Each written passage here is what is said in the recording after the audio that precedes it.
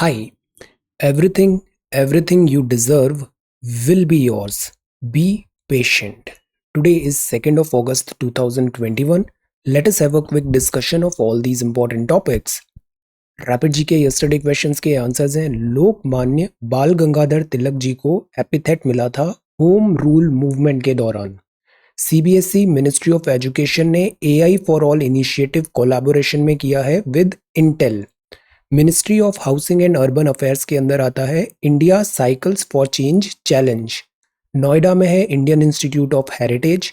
FIDE international federation है chess के लिए। चेकमेट एक नया स्टेल्थ फाइटर है, नेक्स्ट जनरेशन प्लेन है मेड बाय रशिया। आज के सवाल है सामी is a traditional dance form originating from which state of the country. Nanda Devi is the second highest mountain in India. It is located in which state? और highest mountain कौन सा है ये भी बताइए।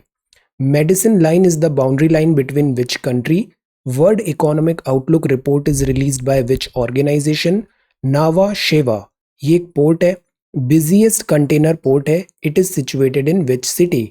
भारत रत्न श्री अटल बिहारी वाजपेयी क्रिकेट स्टेडियम किस शहर में लोकेटेड है? So these are 6 questions for today. आज की वोकैबुलरी है सबसीक्वेंट, मतलब फॉलोइंग। कोई इवेंट हुआ, subsequent action, following, succeeding. Stifle का मतलब होता है किसी चीज को सप्रेस करना, रिस्ट्रेन करना। बिलाई का मतलब होता है कॉन्ट्राडिक्ट करना, डिसअप्रूव करना, खंडन करना। डॉडल मतलब टेक वंस टाइम, अपना समय लेना। लिंगर। एक्सुबरेंस का मतलब होता है इबुलियंस, cheerfulness. Okay, so these are some vocabulary words. If you come across any other important word, write down that word along with its meaning in the comment section down below. अच्छी vocabulary होना बहुत ज़रूरी है। आज के topics हैं Sindhu bags bronze scripts history. Assam और मिजोरम ने अग्री किया है टू ईज बॉर्डर टेंशन। आज की डेट में इन सब जगह पे राज्यों के बीच में बॉर्डर टेंशन चल रहा है। Will have a look. Covid spikes again. Communication is an underrated skill. See, communication is an underrated skill. GST revenue के नंबर आ गए हैं जुलाई के।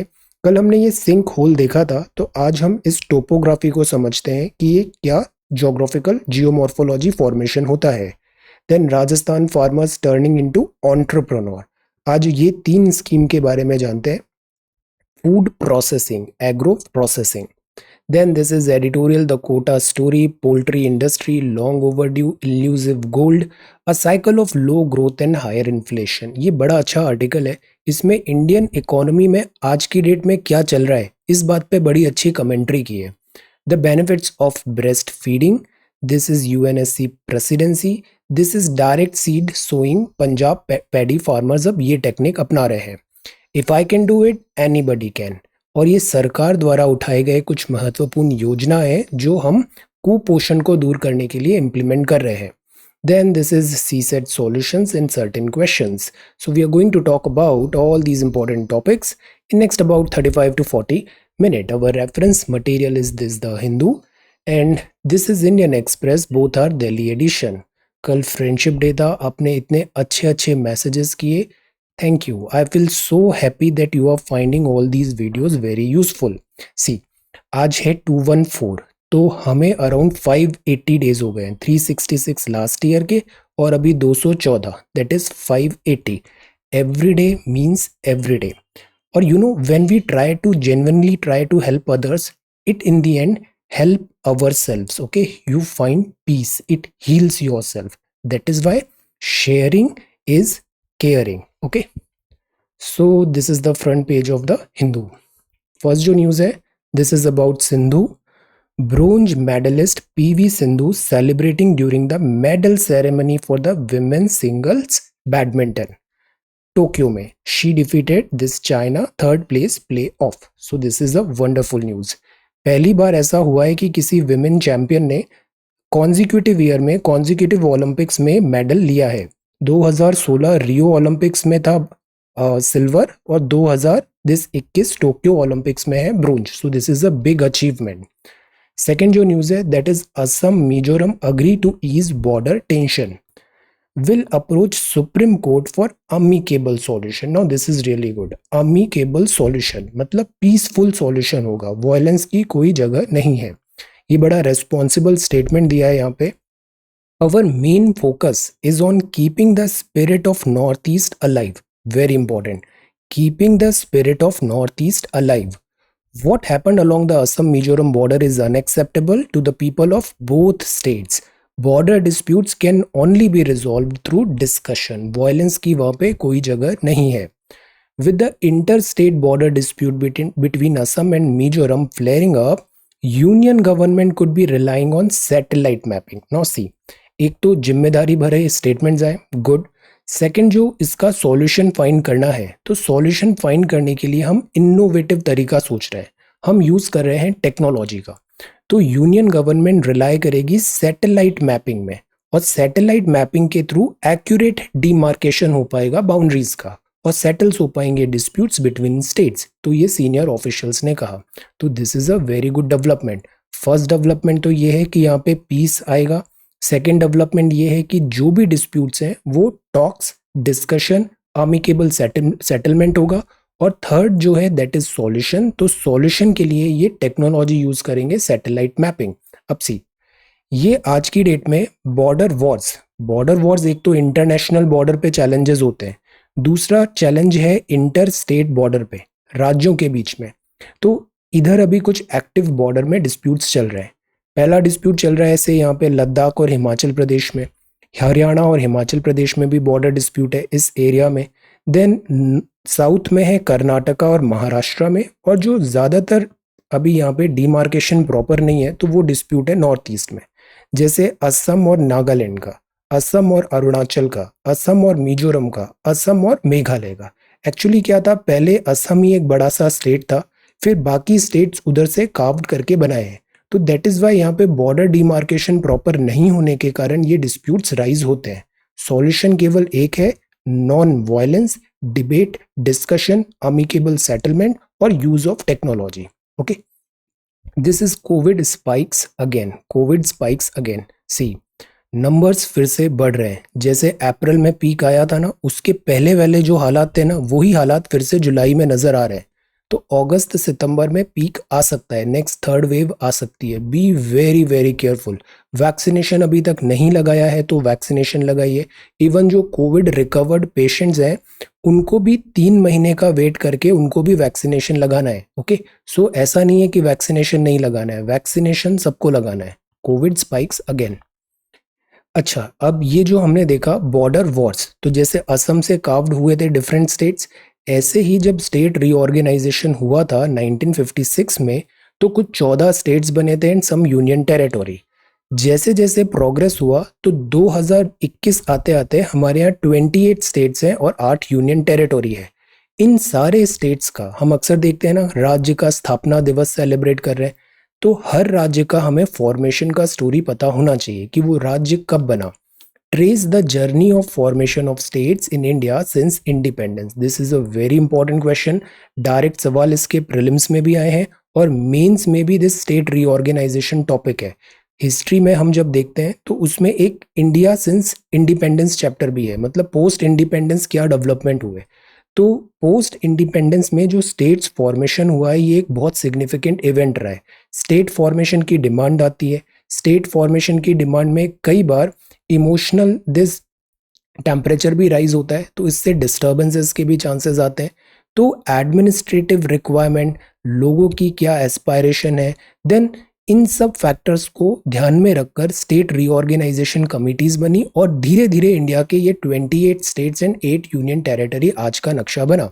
सो you have to trace this journey, trace the journey of formation of states in India since independence. ये सारे देखिए कि कब कौन सा राज्य बना. फिर ये लक्ष्मीकांत की बुक में जो शुरू का चैप्टर है उसमें बड़े अच्छे से दिया है, formation of states in India since independence.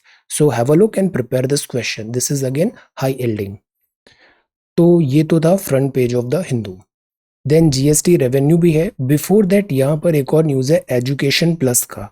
Communication is an underrated skill. See I keep on telling, आपको जितना आता है, कितना आता है, it doesn't matter. Exam time पे आंसर कॉपी में A4 साइज में टाइम प्रेशर के अंदर जो आप लिखोगे वो ही आपकी वास्तविकता है, उसी से आपका मूल्यांकन होगा। इट रियली डजंट मैटर कि आपने कितने साल पढ़ाई की है, कितनी किताबें पढ़ी है, कहाँ कोचिंग की है, डजंट मैटर। उस पेपर में जो लिखोगे ना, बस वो ही आपका हकीकत है। तो दैट इज वाई हमें कम्युनिकेशन स्किल्स बहुत अच्छी करनी जरूरी है। कई बार स्टूडेंट को बहुत अच्छा आता है, बट वो इंटरव्यू पैनल में जाता है और वो ब्लैंक हो जाता है, उसके मुंह से शब्द ही नहीं निकलते, या फिर कुछ भी बोलता है तो junk start telling junk things. The point is communication skills को ग्रूम करना बहुत ज़रूरी है, और ये चीज़ शुरुआत से होनी चाहिए। कम्युनिकेशन स्किल्स में क्या आता है, आपको रीडिंग एबिलिटीज़ होनी चाहिए कि जो लिखा है आप उसको पढ़ पाते हो या नहीं पढ़ पाते हो, कॉम्प्रिहेंशन। सेकेंड जो चीज़ होती है वो होती है राइटिंग। थर्ड जो होती है that is about this speaking. ये तीन चीज़ें होना ज़रूरी है। इमोशनल स्टेबिलिटी होना ज़रूरी है, आप अपने इमोशंस एक्सप्रेस कर पा रहे हो या नहीं, this is important. Team work is again very very important, because civil services हुए, आर्म्ड फोर्सेज हुए, इसमें ना इंडिविजुअलिज्म नहीं चलता है, आपको सबको साथ में मिला के साथ मिलके काम करना पड़ता है। तो टीम स्किल्स इज ज़रूरी, टीम स्किल इज ज़रूरी। सो the point is communication is an underrated skill. Soft skills अपनी डेवलप करिए, सॉफ्ट स्किल्स ये लाइफ में बहुत आपको काम आएगा। तो यहाँ पे एक बुक है ये स्किल इट किल इट, जिसमें एम्फेसाइज किया है कि कम्युनिकेशन हमारे इंडिया में इतना ज़्यादा एम्फेसाइज करते नहीं है, टॉक्स नहीं होती, इससे मिसकम्युनिकेशन भी होता है।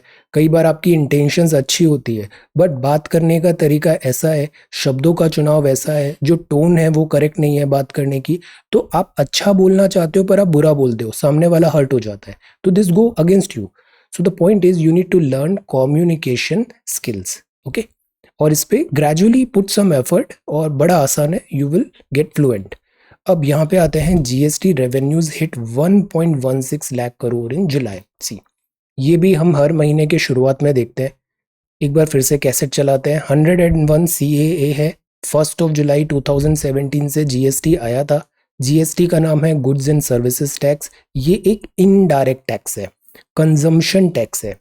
कॉम्प्रिहेंसिव है, मतलब इसने बहुत सारे टैक्सेस को सब्ज्यूम कर लिया है। मल्टी स्टेज है, स्टेज ऑफ प्रोडक्शन पे लगता है, स्टेप्स पे।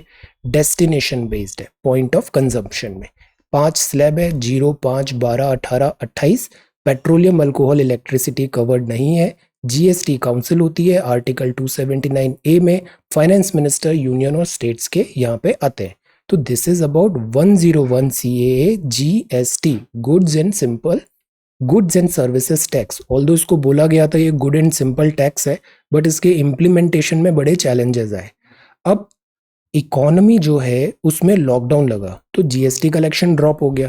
पहले कुछ टाइम से 1 लाख करोड़ रुपए कलेक्शन आ रहा था, सी अक्टूबर से स्टार्ट हुआ और अप्रैल तक आ रहा था, बट अप्रैल में हो गया कोविड का सेकेंड वेव, और फिर उसके बाद जीएसटी डिप हो गया, बट जुलाई में फिर से इसने स्पीड पकड़ी है।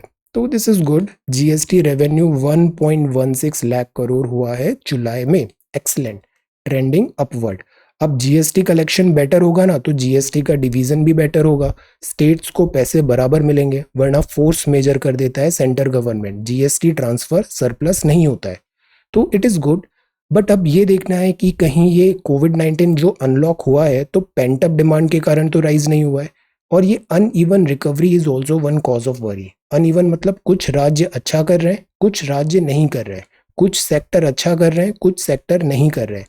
तो हम चाहते हैं वी शेप्ड रिकवरी, कि ये बॉटम आया और हम बाउंस कर जाए, बट एक्चुअल में होती है के शेप्ड रिकवरी, मतलब एक सेक्शन डाउन जाता है, दूसरा सेक्शन अप जाता है, तो uneven recovery. Then so this is the front page of the Hindu. ये है activists fume over mindless digging to combat flooding. जो पॉलिसीज होती है ना, जैसे अर्बन प्लानिंग भी हुआ, या हम रोड्स भी बना रहे हैं, या एनी टाइप ऑफ डेवलपमेंट, उसमें हम हमेशा बोलते हैं जीआईएस करना ज़रूरी है, geographical impact this assessment, okay. तो इससे क्या होता है, इससे ये होता है, एनवायरमेंटल इम्पैक्ट असेसमेंट से ये होता है कि हम जो भी डेवलपमेंट कर रहे हैं उसके क्या रिपरकशंस होंगे, क्या अनइंटेंडेड कॉन्सिक्वेंसेज हो सकते हैं, हम उसके लिए प्रिपेयर होते हैं। तो प्लानिंग के साथ वर्क होना चाहिए, otherwise this is degrading the environment. 16th consecutive day इतना फाइन हुआ for not wearing mask. Wear mask, this is for your safety and for the safety of others. कल ही हमने देखा था साइंस एंड टेक्नोलॉजी में कि मास्क पहनने से बहुत सारे दूसरे फायदे भी हैं, पॉल्यूशन से बच रहे हो आप, दूसरी डिसीजेज है इससे बच रहे हो, ऑक्यूपेशनल हैजार्ड से बच रहे हो, तो wear mask, wear mask. A man helps a rickshaw puller, water logged road है, और ये यहाँ पे मॉर्निंग में। वाटर लॉगिंग तो हुआ ही, साथ ही कल हमने देखा था रोड केव इन, मतलब रोड में ऐसे गड्ढा हो गया, रोड केव इन।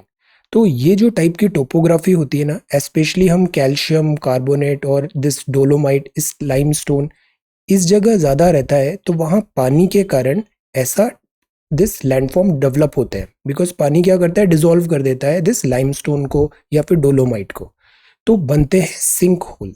जैसे ये एरिया है, यहाँ पर ज्यादा कॉन्सेंट्रेशन है लाइमस्टोन का, पानी आया तो वो लाइमस्टोन को डिसॉल्व कर देगा, तो इस तरीके से नए नए लैंड टोपोग्राफी जियोमॉर्फोलॉजी होगी।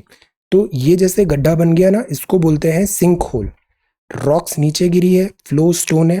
अब दो वर्ड है, एक है स्टेलेक्टाइट और दूसरा है स्टेलेगमाइट। लैग, लैग मतलब दिस लैग, स्टेलेगमाइट मतलब जमीन से ऐसा कोई उभार आया है, स्टेलेक्टाइट मतलब ऊपर ऐसे लटक रहा है, दैट इज स्टेलेक्टाइट। तो दीज आर स्टेलेगमाइट एंड स्टेलेक्टाइट्स। ये क्या है, लैंडफॉर्म्स है, लैंडफॉर्म्स बने हैं बिकॉज ऑफ दिस वाटर का एक्शन इन लाइमस्टोन टोपोग्राफी। अब ये दोनों मिल जाते हैं तो that is called pillar, that is column. Drip curtain, इसके लिए आप एनसीईआरटी का जियोमॉर्फोलॉजी का एक चैप्टर है, बड़ा अच्छा चैप्टर है, उसमें सारे लैंडफॉर्म्स दिए हुए हैं कि डेजर्ट में कैसे लैंडफॉर्म्स बनता है, कास्ट टोपोग्राफी क्या होता है, this is karst topography, glacier landforms क्या होते हैं, गो थ्रू दैट चैप्टर। इसके अलावा जीसी लियोंग का भी ये चैप्टर अच्छा है, अगर और टाइम मिले आपको तो एक बार वो भी देखना, इसके this pictures. Give me little bit time, geography and वगैरह का भी strategy video I will bring soon, okay. Rajasthan farmers turning into entrepreneur, now this is good. हमारा ये मैंडेट होता है कि जो किसान है उनकी इनकम को डेवलप करना। किसान जो है केवल वो खेती पे डेवलप नहीं, डिपेंडेंट नहीं रहे, बिकॉज खेती जो है आज के टाइम पे एग्रीकल्चर बहुत रिलायबल नहीं रहा है, क्लाइमेट का चेंज हो रहा है, वेदर की वेगरीज है। सो the point is multiple source of income होने चाहिए। फार्मर है, फार्मर के पास बहुत सारे अलाइड एक्टिविटीज होनी चाहिए जहां से उसको थोड़ा ना थोड़ा इनकम आए, तो वो बहुत ज़्यादा डिपेंडेंट नहीं हो क्रॉप पे, तो क्रॉप लॉसेस से भी वो शील्ड हो जाएगा। हम फार्मर्स को बनाना चाहते हैं एंटरप्रेन्योर भी करें, फूड प्रोसेसिंग करें, और इसमें राजस्थान के farmers are doing really good. Agro projects इतने हैं और इतने पाइपलाइन में हैं, वेयर हाउस बना रहे हैं, फूड प्रोसेसिंग यूनिट्स बना रहे हैं, तो this is good. Food processing का शब्दों पे जाओ, फूड है, फूड में प्रोसेसिंग कर दी। फूड मतलब जैसे मिल्क है, मिल्क में प्रोसेसिंग करके चीज बना दिया, तो दिस इज फूड प्रोसेसिंग। एक एप्पल है, एप्पल में प्रोसेसिंग करके एप्पल जूस बना दिया, बढ़िया से पैकिंग करके उसको सेल करेंगे जैम वैम बना के, तो उससे आपको ज्यादा वैल्यू मिलेगा, उससे आपकी शेल्फ लाइफ बढ़ जाएगी। Otherwise such type of food होता है, shelf life is very low. तो this is food processing. International standards आप फॉलो करो, कोडेक्स एलिमेंटेरियस फॉलो करो, तो इससे क्या होगा, फॉरेन मार्केट भी आपके लिए ओपन हो जाएंगे एक्सपोर्ट करने के लिए। तो food processing is very lucrative business, that is why government इतना एम्फेसाइज कर रही है फूड प्रोसेसिंग में। सी, इंडिया में 100% एफडीआई फूड प्रोसेसिंग में अलाउड है, one nation one tax GST है, ग्लोबली रैंक्ड 2 है हम टोटल फूड प्रोडक्शन में, ग्लोबली रैंक्ड 1 है in production of several agri commodities में, fastest growing economies in the world, और इतने पोटेंशियल कंज्यूमर्स हैं, दिस इज अवर पॉपुलेशन। तो फूड प्रोसेसिंग जो है ना, ये बहुत अच्छा सेक्टर है। इसका अगर आप वेबसाइट में जाओगे ना, ये दिस गवर्नमेंट वेबसाइट में, तो यहाँ पर ये 3 स्कीम का बहुत ज़्यादा मेंशन किया है। पहली है प्रधानमंत्री किसान संपदा योजना। यहाँ बात है कि हम मेगा फूड पार्क बनाए, कोल्ड चेन बनाए, फूड का प्रिजर्वेशन कैपेसिटीज बढ़ाए, बैकवर्ड एंड फॉरवर्ड लिंकेजेस बनाए। जैसे अमूल कोऑपरेटिव इतना सक्सेस क्यों हुआ, बिकॉज बैकवर्ड और फॉरवर्ड लिंकेजेस उन्होंने बड़े अच्छे से एस्टैब्लिश किया, प्रोक्योरमेंट बड़े आसानी से करते हैं और प्रोसेसिंग करके उसको आगे सप्लाई कर देते हैं। एचआरएन इंस्टीट्यूशन बनाए, एग्रो प्रोसेसिंग के क्लस्टर बनाए, फूड सेफ्टी और क्वालिटी अश्योरेंस दें, क्वालिटी, ताकि जो यूरोपियन मार्केट है, इंटरनेशनल मार्केट है, वो हमारे लिए ओपन हो। और एक ऑपरेशन ग्रीन्स बनाए, ऑपरेशन टॉप्स, ओके।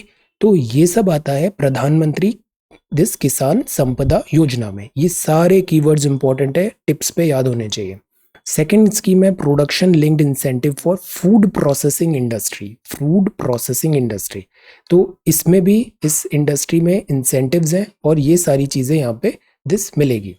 थर्ड है PMFME, इट स्टैंड्स फॉर प्रधानमंत्री formalisation of micro food processing enterprise scheme.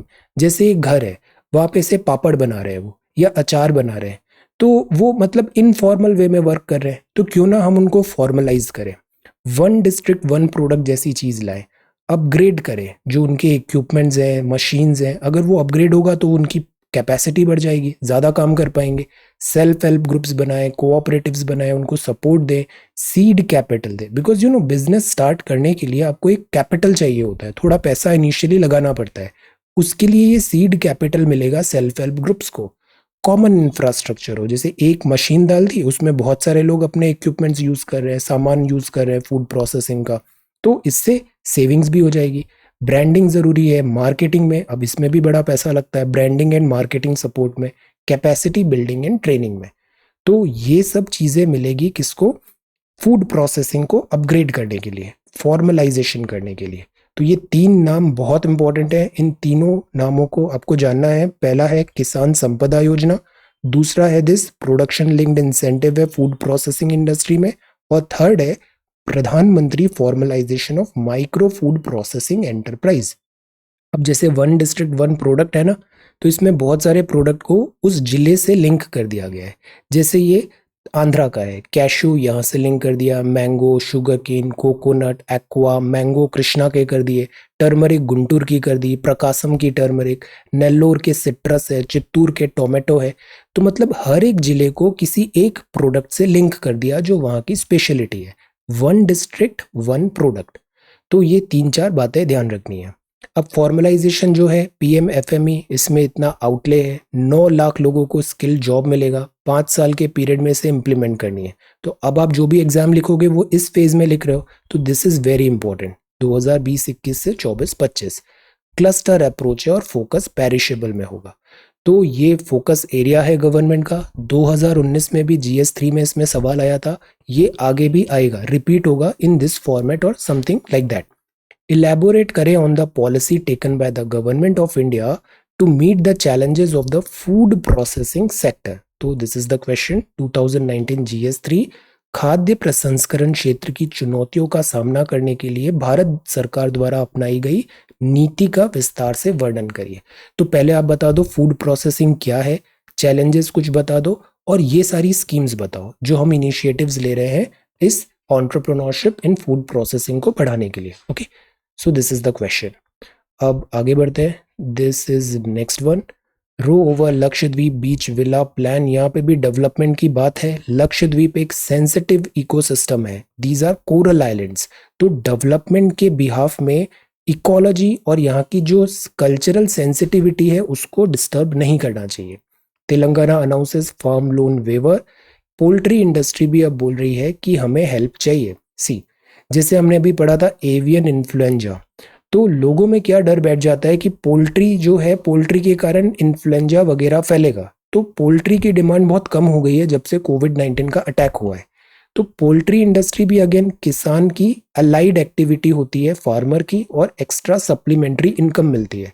यहाँ प्रॉब्लम ये है, एक तो डिमांड कम हो गई और जो इसका रॉ मटेरियल है, कॉस्ट है, वो बढ़ गई।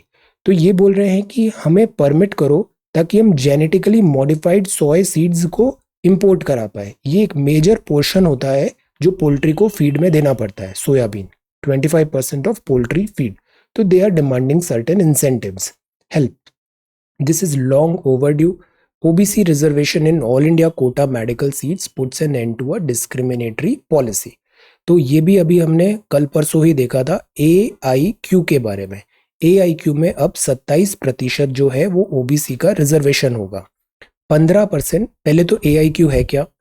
ये है 1986 की एक स्कीम जिसमें हर राज्य में 15% under graduate medical dental seats और 50% पोस्ट ग्रेजुएट सीट्स हर राज्य ओपन ऑल इंडिया कोटा में अपना देता है। जैसे राज्य के पास 100 सीट है तो राज्य क्या करेगा, अंडर ग्रेजुएट की 15 सीट और 100 सीट है तो 50 सीट पोस्ट ग्रेजुएट की, ये दोनों सीट हर राज्य कंट्रीब्यूट कर देगा ऑल इंडिया कोटा में, और उस ऑल इंडिया कोटा से कंट्री के किसी भी जगह का वो पर्सन है वो किसी भी राज्य में जाके अपना under graduate and post graduation course कर सकता है मेडिकल में।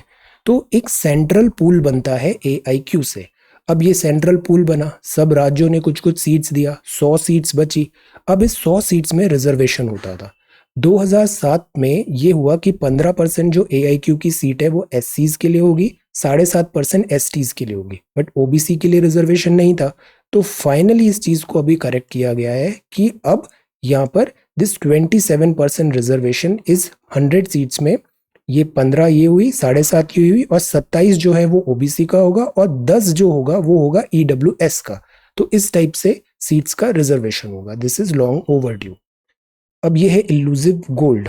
हमारे यहाँ इतनी बड़ी पॉपुलेशन है, 1900 से मॉडर्न डे ओलंपिक्स स्टार्ट हुए हैं, बट हमारे पास मेडल्स अकॉर्डिंगली आते नहीं है।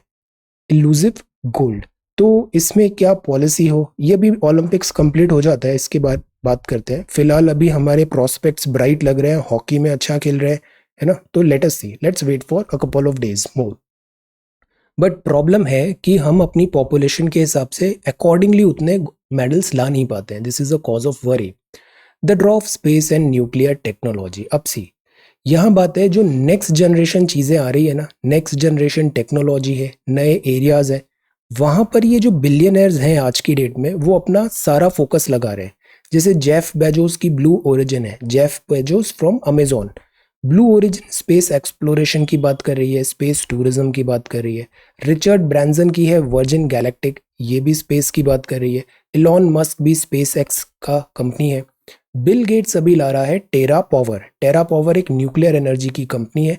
यहाँ क्या बात होगा कि न्यूक्लियर रिएक्टर्स होते हैं ना, न्यूक्लियर रिएक्टर्स ये स्मॉल स्केल्स के बनाएंगे, फास्ट ब्रीडर बनाएंगे, और उसको दूसरी कंट्रीज को एक्सपोर्ट भी करेंगे। सो this is a private company, but private company venture कर रही है न्यूक्लियर रिएक्टर में, न्यूक्लियर एनर्जी में। न्यूक्लियर एनर्जी बड़ी प्रॉमिसिंग लगती है because nuclear energy clean energy होती है, इससे पॉल्यूशन नहीं होता। क्लीन एनर्जी है, जो बाई प्रोडक्ट्स हैं वो पॉल्यूटिंग नहीं है। प्रॉब्लम आती है न्यूक्लियर एनर्जी में safety. Safety is the biggest concern. Chernobyl हुआ था 1986 में, फुकुशिमा डिजास्टर हुआ 2011 में। सो सेफ्टी एक बहुत बड़ा कंसर्न है। अब सी, जापान वैसे ही जाना जाता है अपनी रिलायबिलिटी के लिए, बहुत ज़्यादा यहाँ पे डिसिप्लिन एंड अलर्ट रहते हैं, बट फिर भी जापान में जब सुनामी आई तो ये न्यूक्लियर डिजास्टर हुआ। तो अगर ऐसे न्यूक्लियर रिएक्टर हमसे अफ्रीकन कंट्रीज में, एशियन कंट्रीज में, जहाँ पॉपुलेशन इतनी ज़्यादा है और सेफ्टी एंड सिक्योरिटी का इतना ख्याल नहीं हो पाता है, वहाँ ऐसा न्यूक्लियर डिजास्टर हो गया तो कितनी लाइव्स लॉस होगी। This factor we need to take in कि एनर्जी तो मिलेगी but at what cost. Risk बहुत ज़्यादा है यहाँ पे, हैजार्ड बहुत ज़्यादा है। Billionaires have the sixth sense to know how to multiply their own billion. तो ऑब्वियसली वो यहाँ पे इतना पैसा लगा रहे हैं तो ये सेक्टर डेवलप तो होगा, बट सेफ्टी एंड सिक्योरिटी यहाँ पे कॉम्प्रोमाइज नहीं होनी चाहिए। Then this is about a cycle of low growth and higher inflation. ये बड़ा अच्छा आर्टिकल है, इस आर्टिकल को सबको एक बार पढ़ना है। इस आर्टिकल में ना बड़ी अच्छी कमेंट्री दिया है, एनालिसिस दिया है कि प्रेजेंट डे में इंडियन इकोनॉमी में एक्चुअली में चल क्या रहा है। Unless policy action ensures high demand and growth, India will continue on the path of K-shaped recovery. अभी देखा ना, हम बोलते तो हैं हम V-shaped recovery करेंगे, बट एक्चुअल में it is a K-shaped recovery। कुछ लोग गरीब और गरीब हो रहे हैं, अमीर और अमीर हो रहे हैं, तो this is a K-shaped recovery। आज की डेट में इकोनॉमी में हम सोचते हैं कि सेल्फ रिकवरी हो जाएगी। जैसे ग्रेट डिप्रेशन भी आया था 1929-30s का, तब अपने आप वर्ल्ड इकोनॉमी अप हुआ, बट उसका एक रीज़न ये भी था सेकेंड वर्ल्ड वॉर। ये जो वॉर्स होती है ना, ये भी $1 बिलियन बिजनेस होता है वॉर, क्योंकि जब वॉर्स होती है तो बहुत सारा एक जो सेक्शन है वेपन मैन्युफैक्चरर, सभी को बड़ा फायदा होता है, तो they are pro war. Second war हुआ, वर्ल्ड वॉर हुआ तो डिमांड बढ़ गई और ग्रेट डिप्रेशन से हम बाहर निकले सेकेंड वर्ल्ड वॉर के कारण। बट हम ऐसा तो बोल नहीं सकते कि इकोनॉमी अभी खराब चल रही है तो चलो जाके वॉर करते हैं, उसके दूसरे कॉन्सिक्वेंसेज होंगे। तो द पॉइंट इज हम इस फैक्टर पे डिपेंड नहीं कर सकते। स्टॉक मार्केट अगर आज का देखें तो उसमें करेक्शन ओवरड्यू है। आज की डेट में स्टॉक मार्केट बिल्कुल भी कनेक्ट नहीं कर रहा है जीडीपी के स्टेटस को। Economy is not doing well और स्टॉक मार्केट ऊपर जा रहा है, तो ये फॉल्स है, ये फॉल्स है, इसका बबल बस्ट होगा। करेक्शन ओवरड्यू है फॉर सम टाइम, और ऊपर क्यों जा रहा है? बिकॉज हॉट मनी बड़ी इजीली पंप हो रहा है, फॉरेन पोर्टफोलियो इन्वेस्टर्स हो रहे हैं। पूरे वर्ल्ड में कोविड के कारण इजी मनी पॉलिसी आई, सस्ता पैसा मिला, तो इन्वेस्टर्स ने सारा सस्ता पैसा एशियन स्टॉक मार्केट्स में लगा दिया, तो स्टॉक मार्केट ऊपर जा गया है। दिस इज बुल रन हो रहा है। बट कब तक होगा? जैसे ही फिस्कल टैपरिंग होगी ये पूरा पैसा विड्रॉ कर लेंगे और स्टॉक मार्केट नीचे क्रैश होगा। तो correction is over due. Easy money के कारण, एफपीआई इनफ्लो के कारण ये स्टॉक मार्केट की रैली हुई है। अगर हम देखें ना इंडिया में, तो प्रॉब्लम ये है कि हमने जैसे अभी इंसेंटिव्स भी दिए थे, फिस्कल पैकेजेस भी दिए थे, और सेल्फ रिलायंट पे भी हमने एम्फेसाइज किया। हम फोकस कर रहे हैं कि मैन्युफैक्चरिंग बढ़ाओ, हम सप्लाई साइड को ठीक कर रहे हैं, बट एक्चुअल प्रॉब्लम है कि डिमांड ही नहीं है। डिमांड नहीं है, आपने प्रोडक्ट बना लिया, कोई उसको खरीदेगा ही नहीं, तो फिर वो वेस्टेज है। High inflation is a big problem. Middle और लोअर मिडिल क्लास जो है वो इससे गरीब हो रहे हैं। रेग्रेसिव इनडायरेक्ट टैक्स लग रहा है उन पे। This high inflation is a indirect tax. High inflation, wealth Erode हो रही है ड्यू टू सेड इन्फ्लेशन। आपने बैंक में जो पैसा जमा किया है वो सब डिटीरियोरेट हो रहा है because of this high inflation. Supply side bottleneck है और फ्यूल का प्राइस भी बढ़ रहा है, 100 रुपए पर लीटर से ऊपर जा रहा है, तो नॉट गुड। आरबीआई बोलती है, RBI because monetary policy committee है, इसका मैंडेट है 4 ± 2% रखना इन्फ्लेशन को। आरबीआई का मैंडेट है पॉलिसी, मनी सप्लाई, इन सब चीज़ों को देखना, इकोनॉमी को देखना। आरबीआई बोलती है इन्फ्लेशन अभी ट्रांजिशनरी है, मतलब ज़्यादा टाइम तक इन्फ्लेशन रहेगा नहीं, करेक्शन हो जाएगा। तो अभी भी हम हॉकिश पॉलिसी नहीं अपनाएंगे, हम अपनाएंगे डोविश पॉलिसी, मतलब इजी मनी पॉलिसी। तो आरबीआई अभी भी पंप करना चाहती है मनी, बट ज़्यादा पंप करेगी ना मनी तो प्राइवेट इन्वेस्टर्स हैं वो क्राउड आउट हो जाएंगे। कल कॉन्सेप्ट देखा था क्राउड आउट का, तो which is again not good. Interest rate high है, नॉन परफॉर्मिंग एसेट्स भी बढ़ रहे हैं, तो एक विशियस साइकिल आ जाएगा। ग्रोथ भी नहीं है और इन्फ्लेशन भी नहीं है। ऐसे ही एक विशियस साइकिल होता है स्टैगफ्लेशन। स्टैगफ्लेशन का मतलब बताइए? स्टैगफ्लेशन, तो ये जो विशियस साइकिल आएगा तो एक मिन्स्की मोमेंट होता है एनपीए के लिए। इसमें क्या होता है, जैसे 2007 का क्राइसिस याद है? 2007-8 में जो क्राइसिस हुआ था, इकोनॉमी का रेसेशन आया था, तो सारे बैंक्स ने इजी मनी पॉलिसी अपनाना चालू कर दिया कि पैसे मतलब फेंक रहे हैं वो, जिसको पैसे चाहिए लोन दे दो, कि बस बिजनेस करो, इकोनॉमी रिवाइव करो। बट पैसा एक चीज होती है, पैसे का एब्जॉर्प्शन दूसरी चीज होती है। इतना पैसा आ गया बट वो एब्जॉर्प्शन कैपेसिटी नहीं है, तो ये सब पैसा सारा बन गया नॉन परफॉर्मिंग एसेट्स। सेम चीज अभी फिर रिपीट होने वाली है। एसेट की प्राइसेस हैं, डिक्लाइन हो रही है, मास पैनिक हो रहा है, इनेबिलिटी है डेटर का टू पे देयर इंटरेस्ट एंड प्रिंसिपल। जिन्होंने उधार लिया है वो इंटरेस्ट और प्रिंसिपल भी नहीं दे पा रहे, तो इससे क्या होगा? नॉन परफॉर्मिंग एसेट्स बनेंगे, तो इकोनॉमी फिर ज्यादा ट्रबल में आएगी। सो the point is government intervention is required. ये पेगासस है अब ब्लेमिश ऑन डेमोक्रेसी, मतलब दाग है ये डेमोक्रेसी में, पेगासस। ओके, इसमें भी हमने बेसिक्स देख लिए, what is Pegasus, what is NSO, what is Israel, what is surveillance law, etcetera. Okay, ज्यादा पॉलिटिकल पॉइंट्स हम नहीं देखेंगे। What makes a reader keep reading? अब सी, डिजिटल एज में अगर आपको कनेक्ट बनाना है ना, तो सबसे इंपॉर्टेंट चीज पता है क्या होती है? Be yourself, be yourself, you know. जैसे I make this video every day for around 45-50 minute, I stop non stop single sitting में, I record this video, okay, without any break, और ये कोई scripted भी नहीं होता है। तो एवरी डे अगर I am not my self, तो मैं ये वीडियो बना नहीं पाऊंगा। सो the point is be your self, जैसे हो आप वैसे ही रहो, बी ट्रू। इससे क्या होता है कि आपका परफॉर्मेंस भी बेटर आता है और एक जेन्युइननेस भी आती है। तो जर्नलिज्म में भी जरूरी है कि फिल्टर नहीं करे कंटेंट को वो।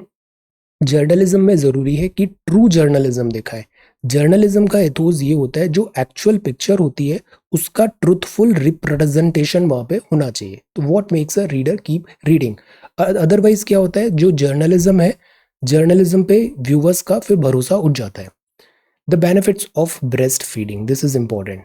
The promotion of breastfeeding should be a continuous process, not an event restricted to a week. हमें ज़रूरी है कि हम ब्रेस्ट फीडिंग को एनकरेज करें। यूनिसेफ बोलता है कि breast feeding is among the most effective ways to protect maternal and child health. माँ का भी हेल्थ इससे ठीक रहेगा और बच्चे का हेल्थ भी ठीक रहेगा। प्रमोट करेगा healthy growth and optimal development in early childhood. जब बच्चा नया रहता है, छोटा रहता है, तो उसका जितना भी न्यूट्रिशन है ना वो उसको मिलता है from his her mother, from her mother, maternal, तो that is why maternal and child health के लिए breastfeeding is important.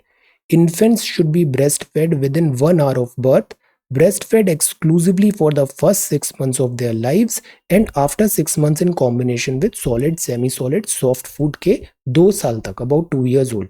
तो ये बड़ी बेसिक चीज़ है, बट बिकॉज अभी वर्क कल्चर भी बढ़ रहा है, मदर्स भी बिजी हो जाती हैं जॉब एंड ऑल इन सब में, तो ये चीज़ नेग्लेक्ट हो जाती है. अगर ये नेग्लेक्ट होती है तो फिर जो बच्चे का हेल्थ है, न्यूट्रिशन है, वो उसे प्रॉपर मिलेगा नहीं और फिर वो माल नरिश्ड हो जाएगा. तो इसके बहुत सारे एडवांटेजेस हैं, ये सब यहाँ पे रिपोर्ट ने कहा है. तो ये बड़ी बेसिक चीज़ है और इस बेसिक चीज़ को नेग्लेक्ट नहीं करना चाहिए. ओके, और अभी जो वीक हम सेलिब्रेट कर रहे हैं, थीम है इस बार का protect breast feeding a shared responsibility. Responsibility इसमें केवल मदर की नहीं है, इसमें रेस्पॉन्सिबिलिटी फादर की भी है, और in totality society and cultural values की भी है कि हम इस कल्चर को एनकरेज करें. It is no longer mother centric, it is a collective responsibility. So this is the benefits of breast feeding. Doses on the rise. Monsoon recover हुआ, kharif sowing lags drop below 5%, lag drops below 5%. तो खरीफ में sowing पिछड़ रही थी, अब थोड़ा कम पिछड़ रही है, 5% ही पिछड़ रही है. खरीफ सीजन, राबी सीजन भी हमने देखा है, खरीफ और राबी. खरीफ में राइस मतलब पैडी इज वेरी इंपॉर्टेंट. तो ब्रिस्क पेस है, पैडी प्लांट हो रहा है राजगढ़ में near Patiala. Punjab paddy farmers हैं, वो एक नई टेक्निक भी ला रहे हैं, दिस DSR मेथड. ये अभी आगे देखते हैं पैडी का. बिफोर दैट इंडिया चाइना ने एस्टेब्लिश किया है हॉटलाइन नॉर्थ सिक्किम में ताकि क्विक कम्युनिकेशन हो पाए. Then this is about exercise held to fine tune integrated theater command. ये 2021 के एंड तक ये एक्टिव हो जाएंगे. इंटीग्रेटेड थिएटर कमांड हम इसको देखेंगे फिर से. UNSC की प्रेसिडेंसी है, वो रोटेशन बेसिस में है, तो अगस्त में इंडिया के पास रहेगी. जयशंकर साहब ने बोला पॉलिसी हमारी क्लियर है, नेविगेशन क्लियर होना चाहिए. कल भी हमने ये टॉपिक देखा था, UNSC presidency. States to must ensure. अब सी सेक्शन 66A जो है ये 5-6 साल हो गए हैं क्वाश किए हुए, बट इसके अंदर अभी भी लोगों को बुक कर लिया जाता है. तो states to must ensure cases are not filed under section 66A. ये अनकॉन्स्टिट्यूशनल है सिंस 2015. देन दिस CIC, और ये अश्वगंधा है, इसका मेडिसिनल वैल्यू काफ़ी ज़्यादा है, इंडियन आयुर्वेदा में भी लिखा है. अब इसका क्लिनिकल ट्रायल हो रहा है, which is good. Clinical trial होने से वेरीफाई हो जाती है चीज़ें, अच्छी बात है. ये है दिस नई टेक्निक पैडी का. तो ये पहला फोटो देखा ना, this is normal paddy plantation. Paddy लगा रहे हैं, राइस लगा रहे हैं खेत में. ये नई टेक्निक है पैडी सीड्स का यूजिंग DSR मेथड. ओके, तो पंजाब एग्रीकल्चर यूनिवर्सिटीज को एनकरेज कर रहा है. DSR का मतलब होता है direct seeding of rice, direct seeding, टार वत्तर, गुड सॉइल मॉइस्चर. इस टेक्निक से जो सॉइल है उसमें ज़्यादा पानी नहीं चाहिए, तो वाटर वेस्टेज कम होता है, और ये ड्रायर एरिया में भी पॉसिबल है. इसमें बहुत ज़्यादा पानी सेव होता है, ग्राउंड वाटर. क्रॉप्स को फ्रिक्वेंट इरिगेशन भी नहीं चाहिए होता है, जैसे कि पडल्ड पैडी फील्ड में चाहिए. अभी जो नॉर्मल है ना, उसमें पहले खेत को पूरा पानी से भरना पड़ता है, फिर ऐसे प्लांट्स लगाते हैं, दिस सीडलिंग्स लगाते हैं. DSR में ऐसा नहीं करना. ये पॉकेट फ्रेंडली भी है. मैनुअल ट्रांसप्लांटिंग जो है वो कॉस्टली हो रही है, तो यहाँ पर दिस मशीन के थ्रू भी हो पाता है. DSR डायरेक्ट सीडिंग यहाँ पे लगा रहे हैं, direct seeding of this rice, तार वतर. तो ये एक नया टेक्निक है, इनिशियल है अभी, ये अभी इतना पॉपुलर नहीं हुआ है, but it is looking very promising. Then this is the next page. और Afghan forces digging into defence cities, good, they are presenting a fight. Myanmar का ये जो रूलर है, अब ये प्राइम मिनिस्टर भी हो गए. Then this is North Korea, this is Gilgit Baltistan, Europe. US eviction ban expires, putting millions at risk. Let your life cover strategy age well. Sindhu, very beautiful picture. Sindhu hopes that her achievements will inspire a generation. This is what sports person करते हैं, they inspire. If I can do it, anybody can. If I can do it, anybody can. तो she is a role model. Sindhu hopes that her achievement will inspire a generation. Back to back Olympics में medal लाना एक बहुत बड़ी बात है. सो this is the Sindhu file. अभी हम हॉकी में भी अच्छा कर रहे हैं, अलेक्जेंडर ज्वेरेव. और सी, अगर आप सेमीफाइनल जो हारते हो ना, तो फिर आपका होता है ब्रोंज के लिए मैच, वो बड़ा डिफिकल्ट होता है। जैसे जोकोविक हार गया तो जोकोविक अब ब्रोंज भी नहीं जीत पाया, अलेक्जेंडर ज्वेरेव ने या भी गोल्ड जीता है, जोकोविक थर्ड भी नहीं आया, वो मैच भी हार गया। Then this is Hindu's medal glory, so ये द हिंदू है। See, this medal was tougher than I won in Rio. It still hasn't sunk in. This is very good. Men's hockey and women hockey, दोनों में we are doing really good. Then this is political voucher. ये कल का ही बात है कि जो रुपी है वो डिजिटल फॉर्मेट में आने की बात है। That is e rupee, digital currency backed by Reserve Bank of India, central bank ने जिसको बैक किया है। No fossil fuels as usual, fossil fuels बड़े पॉल्यूटिंग होते हैं। Walking NEP talk education policy, Kerala का चैलेंज, द ग्रीन वारंट, कोरी गांव बस्ती, renewing the trust with destiny, India को पॉवर्टी दूर करना है। पॉलिसी ऐसी होनी चाहिए कि एजुकेशन आए, एनहेंस करे स्किल्स, केवल फ्रीबीज नहीं हो। जैसे हम बोलते हैं ना, यू गिव फिश, वो पर्सन एक दिन खाएगा, अगर आप उसको आपने फिश पकड़ना सिखा दिया तो वो लाइफ लॉन्ग इंडिपेंडेंट रहेगा। एजुकेशन में भी यही होना चाहिए, स्टूडेंट्स को डायरेक्शन दिखाओ कि this is the way to study, एक डिसिप्लिन लाओ, एक कंसिस्टेंसी लाओ। स्टूडेंट को खुद से भी कुछ एफर्ट्स करने चाहिए, इससे सेल्फ लर्निंग बड़ी अच्छी होती है। सेल्फ लर्निंग, सेल्फ स्टडी बहुत ज़रूरी होती है आज की डेट में एग्जामिनेशन क्वालिफाई करने के लिए। तो एजुकेशन में भी हमें ये करना चाहिए, फ्रीबीज मत दो, बहुत ज़्यादा दिस स्पून फीडिंग नहीं होनी चाहिए, एनहेंस करो स्किल्स उनकी, improving education. A failing state of visionary president. This is the world news. New Zealand sorry for raids on Pacific people. ये जितने भी आए हैं ना यूरोपियन, इन्होंने जो लोकल लोग रहते थे उन पे बड़ी एट्रोसिटीज़ की। अमेरिका गए तो रेड इंडियंस पे किया। सिमिलरली न्यूजीलैंड और ऑस्ट्रेलिया की भी जो लोकल ट्राइब्स थी, इस पे यूरोपियन ने बहुत ज़्यादा एट्रोसिटीज़ की, तो अब ये सॉरी बोल रहे हैं। Then Israel and UK tanker economy की न्यूज़ है। ये एक नई लाइन्स आ रही है, एयरलाइन आ रही है, आकाशा। इसमें ये मिस्टर राकेश झुंझुनवाला का 40% स्टेक है। एयरलाइन इंडस्ट्री भी बड़ा रिस्की बिजनेस है, लॉसेस ज़्यादा होते हैं यहाँ पे। एफपीआई चेंज ट्रैक अपसी, फॉरेन पोर्टफोलियो इन्वेस्टर, इनको बोला ही जाता है हॉट मनी, मतलब ये तुरंत पैसा खींच भी लेते हैं। जैसे ही पैसा पुल आउट करेंगे स्टॉक मार्केट क्रैश हो जाएगा। पावर कंजम्पशन भी बैक हो रही है। Bolt from the blue and goat, grittiest of all time, grittiness very important. So this is the Indian Express. Hindi में हम क्विकली देखते हैं। जैसे अभी हमने कुपोषण देखा ना, तो सरकार की ये कुछ स्कीम्स हैं, ये जितने नाम लिखे हैं सारे याद कर लीजिए और बार बार यूज करिए अपने आंसर राइटिंग में, they are all very important. Poshan Abhiyan है 2022 जो है वो कुपोषण मुक्त भारत सुनिश्चित करने के लिए दिस राष्ट्रीय पोषण मिशन जो है, न्यूट्रिशन मिशन अभियान शुरू किया है। पोषण एनीमिया मुक्त भारत अभियान है। हमारे यहाँ ये देखा गया है कि दिस एनीमिया होता है, दिस आयरन की डेफिशिएंसी होती है, इसको दूर करना है। मिड डे मील स्कीम बहुत ज़रूरी है। राष्ट्रीय दिस फूड सिक्योरिटी एक्ट है, खाद्य सुरक्षा अधिनियम, सबको एक basic amount of food, basic quantity of food ensure कराना सरकार की जिम्मेदारी है। कोई भी भूख से, स्टारवेशन से डेथ नहीं होनी चाहिए। प्रधानमंत्री मातृ वंदन योजना है, इसमें 6,000 रुपये मिलते हैं। इंस्टीट्यूशनल मटर्निटी को हम बेनिफिट इनकरेज करते हैं। देन दिस इज ICDS, 1975 में हुआ था। 6 वर्ष से कम उम्र के बच्चों और उनकी माताओं को भोजन, पूर्व स्कूली शिक्षा, प्राथमिक स्वास्थ्य देखभाल, टीकाकरण, वैक्सीनेशन, स्वास्थ्य जांच, रेफरल सेवा, ये सब चीज़ें दे रहे हैं। तो ये इंटीग्रेटेड है, एक ही चीज़ में बहुत सारी चीज़ें हैं।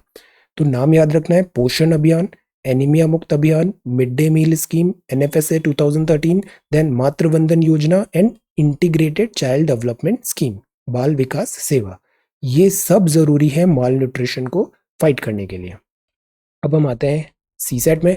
नंबर ऑफ चिल्ड्रन अगर x है तो 20% निकालना है, मतलब 20/100 ऑफ x। बस solve it, x into 20/100x 405 है, ये x स्क्वायर हो जाएगा 405, 100 को multiply upon 20, you will get x is equal to 45, square root निकालिएगा। बट सवाल यहाँ खत्म नहीं हुआ। अब यहाँ पे 45 होता ना तो जल्दबाजी में आप ये 45 आया x, आप इसको मार्क कर देते, सवाल गलत हो जाता। सवाल पूछा है नंबर ऑफ स्पीड्स होंगी 20% ऑफ 45, तो इसका भी 20% निकालना है। ये चीज याद रख लीजिए, जैसे 20% मतलब 20/100 मतलब 1/4, 1/5। 25% कितना होता है, 25/100 मतलब 1/4। तो ये 20% है, मतलब 45/5, दैट इज 9। जल्दी हो जाएगा, स्पीड आ जाएगी। सेविंग करनी है 50% of this of this of this, right it down 50 upon 100, 60 upon 100, 70 upon 100 of this, that is 3864। Number x है, 75% ऑफ x में 75 ऐड करेंगे तो भी x ही हो रहा है, तो सॉल्व इट। 75 अपॉन 100 x है प्लस 75 है इज इक्वल टू x, तो x minus 75 upon 100 x is equal to 75, so you will get x is equal to 300, x is equal to 300। Okay, अब आज के सवाल है, A is B's sister, C is B's mother, D is C's father, E is D's mother, then how is A related to D? हमेशा hierarchy बनाइए। जब भी ऐसे सवाल आते हैं ना, हायरार्की, जैसे ब्रदर सिस्टर वगैरह हैं वो एक हायरार्की में रहेंगे, मदर फादर दूसरी ऊपर वाली हायरार्की में, और ग्रैंड पेरेंट्स हैं वो ऊपर और थर्ड वाली हायरार्की में, फिर और कोई बच्चे आ गए तो वो नीचे वाली हायरार्की में। इससे आसान हो जाता है। और एक कोड बना लीजिए कि जो भी फीमेल है उसको हमें ऐसे बॉक्स में रखना है या फिर ऐसे सर्कल कर देना है, something like that. Identification easy हो जाएगा मेल और फीमेल का, और लेवल भी बहुत इजीली आप कर लोगे, तो विजुअलाइजेशन बेटर होगा, तुरंत आंसर आ जाएगा।